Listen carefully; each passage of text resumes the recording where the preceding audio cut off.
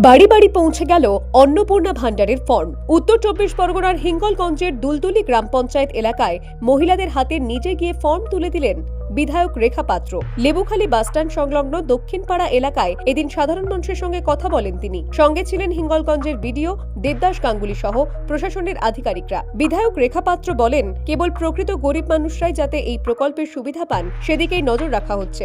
দেখুন, আমাদের আজকের থেকে একটা শুভ কাজের উদ্বোধন।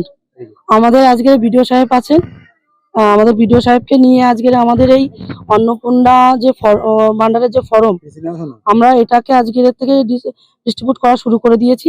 কেননা আমাদের তো কাজ করতে হবে, আর মানুষকে তো আমরা তো প্রতিশ্রুতি দিয়ে তো আর আমরা পিছিয়ে যেতে পারি না।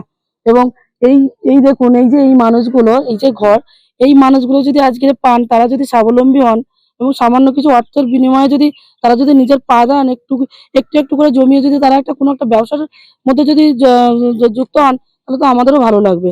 কারা পাবে আর কারা পাবে না? দেখুন, শুধুমাত্র যারা আমাদের ভারতবর্ষের এবং এই পশ্চিমবঙ্গের নাগরিক তারাই পাবেন। যারা বাইরের থেকে এসে, বাংলাদেশ পাকিস্তান থেকে এসেছেন, যারা বৈধ ভোটার নয় এখানে, তারা পাবেন না। পাশাপাশি তিনি জানান, কোনো অনুপ্রবেশকারী যাতে এই সুবিধা না পান সেটাও নিশ্চিত করতে হবে। ফর্ম হাতে পেয়ে খুশি এলাকার মহিলারাও। বিধায়ক এবং প্রশাসনকে ধন্যবাদ জানান তারা। হিঙ্গলগঞ্জ থেকে প্রতিনিধি ঘোষের রিপোর্ট, দ্য ওয়াল নিউজ।